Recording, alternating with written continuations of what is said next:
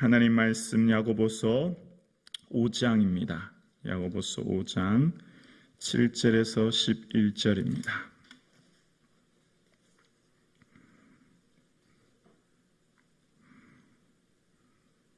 야고보서 5장 7절에서 11절입니다.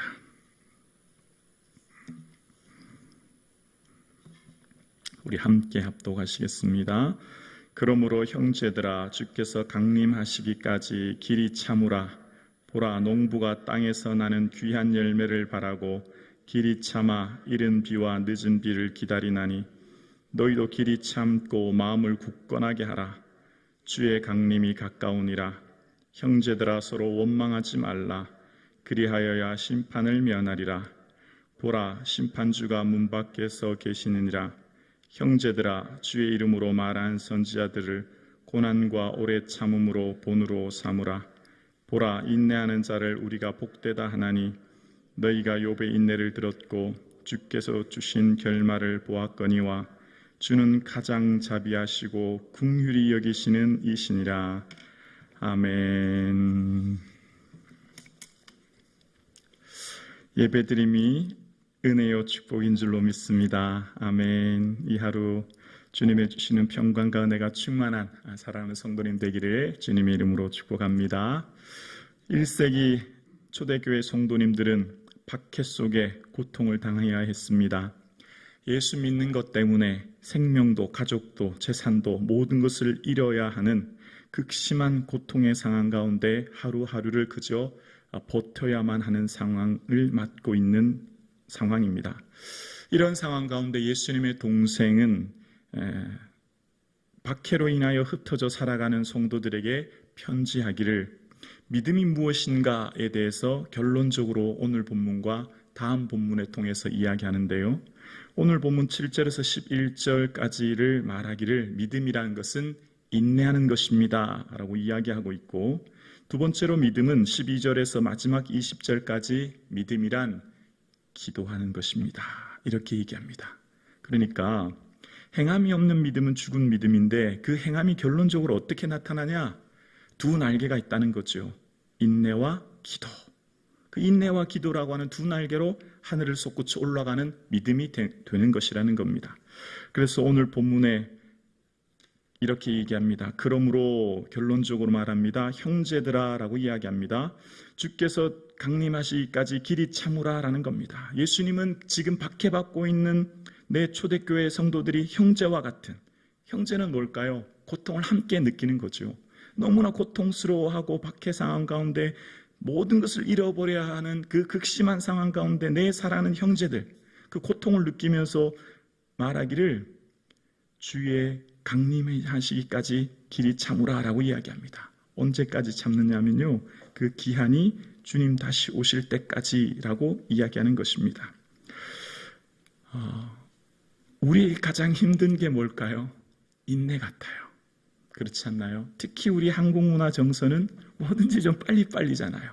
응답도 좀 빨리 됐으면 좋겠고, 모든 계획들이 좀 빨리 성취되었으면 좋겠고, 모든 일이 내 계획대로 잘 좀 빨리 되었으면 좋겠는데, 여기서 말할 때 우리에게 믿음이란 인내하는 것인데, 그 인내가 주의 강림이 하시기까지라고 이야기합니다.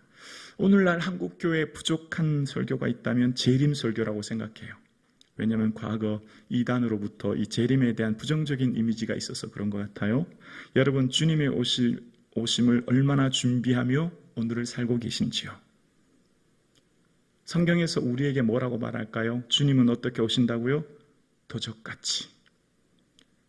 주님께서는 요한계시록 마지막 22장에 주님이 우리에게 말씀하신 것이 있습니다. 내가 진실로 속히 오리라. 주님은 곧 오신다는 거예요. 그런데 어떻게 할까요? 우리는 천천히 아직 멀었다 생각합니다. 우리가 주님의 일을 어떻게 해야 될까요? 지금 해야 되는 것입니다. 보라, 지금 은혜 받을 만한 때요, 지금 구원의 날이죠. 근데 사단은 어떻게 할까요? 돈 좀 벌어놓고 아이들 좀 키워놓고 봉사하면 되지. 좀 어느 정도 준비되고 어느 정도 여유 있을 때 봉사하면 되지. 천천히 나중에 하면 되지. 그러나 하나님의 때는 지금입니다. 지금 기도해야 될 때고, 지금 봉사해야 될 때고, 지금 주의 일을 할 때인 것이죠. 주의 약속은 어떤 이에 더디다고 생각하는 것이 더딘 것이 아니라는 거예요. 주님께서 천천히 온다, 더딘다, 초대교회도 이미 이런 얘기가 있었다는 거예요. 그래서 베드로후서 3장에 보면 더딘 것이 아니라는 거죠. 주께서 지금 오래 참고 멸망하지 않도록 기다리신다는 겁니다. 사랑하는 성도님, 주님 곧 오심을 준비할 수 있기를 주의 이름으로 축원합니다. 그 마음으로 오늘을 살아야 매일을 종말론적인 생각으로 살아야 합니다. 오늘이 내 삶의 마지막이다.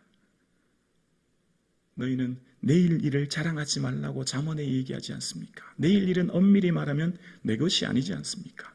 하루하루 주의 시간과 생명과 삶을 잠시 임대하여 오늘도 살고 있을 뿐이지 않습니까? 그래서 우리의 삶 가운데 주어진 삶에 곧 오실 주님을 예비하며 살아가는 것, 그래서 주의 강림하시기까지 참으라라고 하는데요, 이 인내로 말미암아 우리가 구원을 얻는 것이죠. 그래서 누가복음 21장 19절에도 보면 인내로 너희 영혼을 얻으라라고 이야기합니다. 인내함을 통해서 우리가 구원을 얻게 되어지는 것이고, 인내함을 통해서 우리가 하나님 나라를 얻게 되기 때문이에요. 그래서 요한계시록 14장에도 보면 성도들의 인내가 여기 있나니 그들은 하나님의 계명과 예수에 대한 믿음을 지키는 자니라 라고 요한계시록 14장 12절에 말합니다.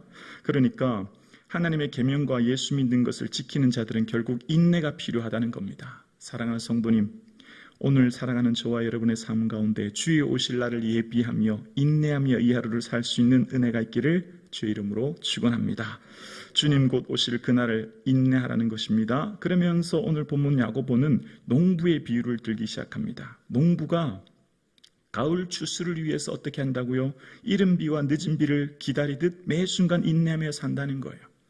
저는 아버지가 농사를 지으셨기 때문에 이 말이 너무 와닿습니다. 벽실을 처음에 뿌리면 싹을 틔워야 됩니다. 한 달 정도 싹을 틔우면 다시 못자리에 싹이 난 것을 옮겨야 되고요. 그 못자리에서 또다시 본농으로 옮겨야 되고요. 얼마나 손이 많이 가는지 몰라요. 근데 여기서 이른 비와 늦은 비는 뭘 말할까요? 농사 짓는 농사꾼은 비는 자기가 주관할 수 없어요. 비는 하나님의 주권 아래 있습니다. 농사꾼이 할 수 있는 것은 오직 벽실을 뿌리고 관리할 수 있는 것뿐입니다. 비를 주관하시고 햇빛을 주관하시고 인도하시는 분은 오직 하나님이시죠. 오직 이른 비와 늦은 비를 주시는 분은 하나님뿐입니다. 그러니까 결국 농사꾼이 깨닫는 것 한 가지가 있어요. 농사는 내가 짓는 게 아니라는 것을 철저하게 깨닫습니다. 농사꾼이 철저하게 깨닫는 것은 자연으로부터 주시는 햇빛과 비와 그리고 가을의 태풍을 잘 넘기지 않으면 결코 수확을 얻을 수 없다는 것을 너무 잘 알아요. 그러니까 우리의 삶 가운데 인내는 마치 농부의 삶처럼, 농부가 가을 추수를 기다리는 인내처럼 인내할 수 있는 힘은 누가 주실까요? 주님이 주시는 거예요.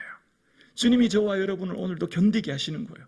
주님이 저와 여러분의 삶의 자리를 견디게 하시고 믿음으로 인내하게 하시고 오늘 하루를 살 수 있는 힘을 주시는 줄로 믿습니다. 그 은혜를 주시는 거죠. 그래서 야고보가 간절한 마음으로 8절에 얘기합니다. 너희도 길이 참고 마음을 굳건하게 하라. 주의 강림이 가까우니라 라고 이야기합니다.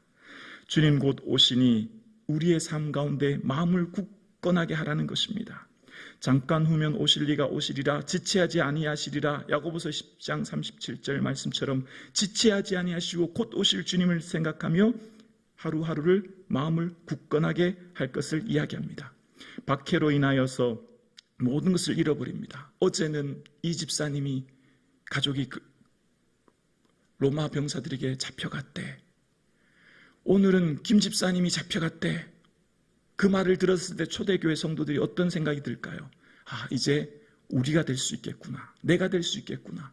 내가 이제 내일 로마 병사들에게 끌려가서 끔찍한 고문을 당하고 화형을 당하고 짐승의 밥이 될 수 있겠구나. 그 고통의 극심한 상황 가운데 사는 거예요.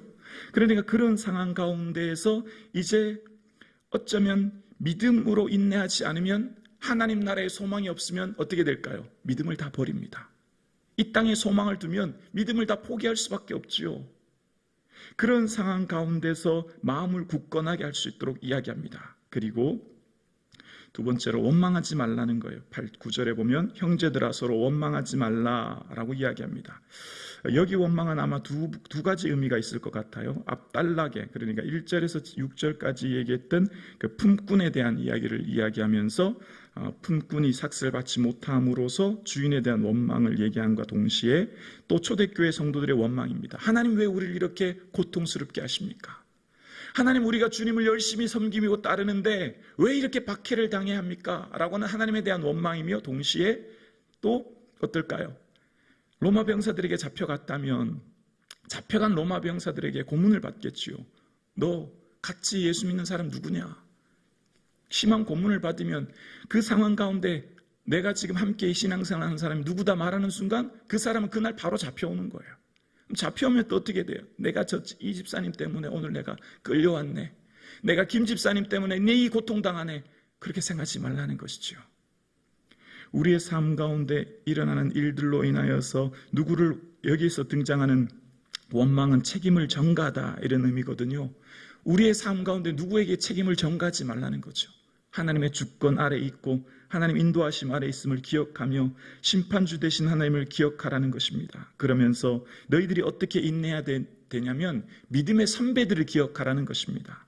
10절입니다. 형제들아 주의 이름으로 말한 선지자들을 고난과 오래 참음의 본으로 삼으라. 본보기에, 우리의 믿음의 본보기는 믿음의 선배들, 선지자들이죠.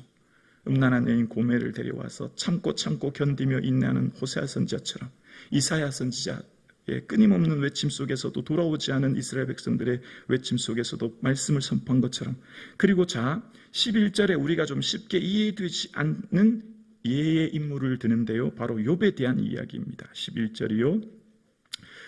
보라, 인내하는 자를 우리가 복되다 하나니 너희가 욥의 인내를 들었고 주께서 주신 결말을 보았거니와 주는 가장자비하시고 긍휼히 여기시는 이시니라. 아멘.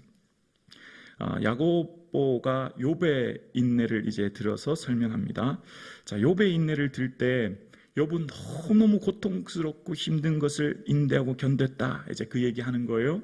근데 욥은 우리가 잘 아시는 것처럼 자녀들을 다 잃었습니다. 여러분 아시는 것처럼 자녀에 대한 잃어버린 슬픔은 세상 그 얻은 것으로도 회복되기가 사실 불가능하죠. 물론 이 욥이 결말, 그러니까 마지막에 다시금 자녀를 주시고 재산을 주신 것에 대해서 얘기하는데, 여러분 어떻습니까? 내 과거에 주셨던 재산은 괜찮지만 자녀를 잃어버리면 그 상처가 회복이 되고 새로운 자녀로 이 기쁨이 충만할까요? 그렇지 않지요. 과거의 상처는 그대로 있는 거예요. 과거에 잃어버렸던 그 자녀의 상처가 어떻게 회복되겠습니까? 다른 자녀가 태어난다고. 그러니까 이거는 좀 우리가 쉽게 이해되지 않는 본문이죠. 근데 욥의 인생을 보시면 아시는 것처럼 욥이 그것 때문에 그럼에도 불구하고 침묵하고 인내하며 지키는 가운데 마지막에 38장에 가면 하나님이 욥에게 폭풍 가운데 나타나시죠. 그러면서 욥에게 뭐라고 말씀하시죠? 욥, 내가 땅에 기초를 놓았을 때 너는 어디 있었니? 내가 이 모든 것 깨달아 알 수 있니? 라고 하나님 질문하세요. 조금 욥에 대한 그 상황과는 동문서답적인 이야기를 하세요.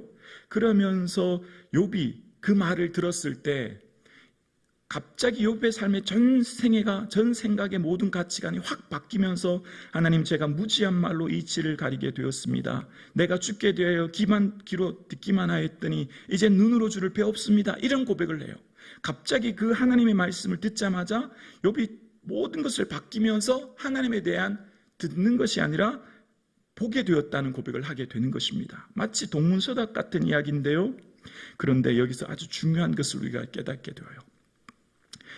고난 가운데 하나님을 만난 인생은 하나님의 그 위대하심과 전능하심 아래 자신이 얼마나 작고 연약한 자임을 깨닫게 되므로 자신이 하나님 앞에 전 실존이, 전 생애가 굴복하게 되어지고 하나님 앞에 그 전능하심을 깨닫는 순간 내 삶이 하나님의 능력과 은혜 안에 능력을 깨닫게 되어져서 이 고백을 할 수밖에 없다는 것입니다. 마치 하박국이 인내하며 기다렸을 때 내가 여호와로 말미암아 즐거워한다는 고백처럼 하나님을 만나게 되어지면 이성적으로, 논리적으로 깨달아지지 않은 것들이 이해되고 깨달아지고 받아지고 아멘하게 되어지는 은혜가 있게 되는 것이죠.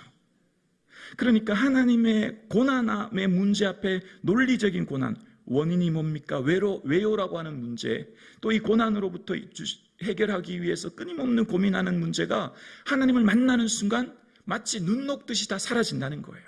이것은 하나님을 경험해 본 자, 맛보아 아는 자만 깨닫게 된다는 것입니다. 그래서 하나님에 대한 지식은 머리로 듣는 깨달음을 넘어서 체험이 필요한 것이죠.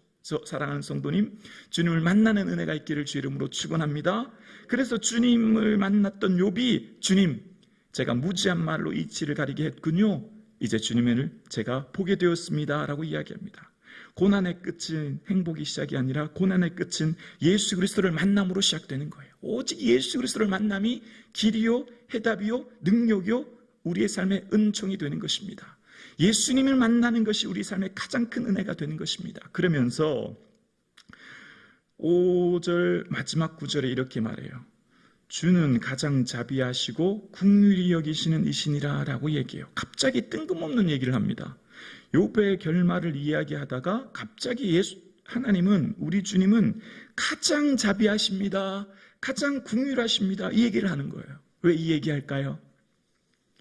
초대교회 성도님들 힘드시죠? 하루하루가 고통스럽고 두렵고 무서우시죠? 그런데 여러분을 인내하게 하는 그 힘은 오직 주님이 주십니다. 주님이 그 힘을 공급해 주십니다. 주님은 여러분의 모든 것을 알고 계시기에 주님이 가장 자비하시고 긍휼이 많으신 분이 주님이십니다. 여러분을 견딜 수 있는 힘은 오직 주님이 주십니다. 주님을 바라보십시오. 주님을 소망하십시오. 주님을 기대하십시오. 그 말씀하는 거예요. 오늘 살기에 얼마나 힘들고 어려우십니까? 우리 각자 삶의 자리를 지켜내기가 얼마나 힘드십니까? 주님을 바라볼 수 있기를 주의 이름으로 축원합니다. 주님이 반드시 저와 여러분을 지켜주실 줄로 믿습니다. 여러분의 마음과 생각을 붙들어 주실 줄로 믿습니다. 주의 은혜 안에 주를 바라보는 이 하루 될 수 있기를 주의 이름으로 축원합니다.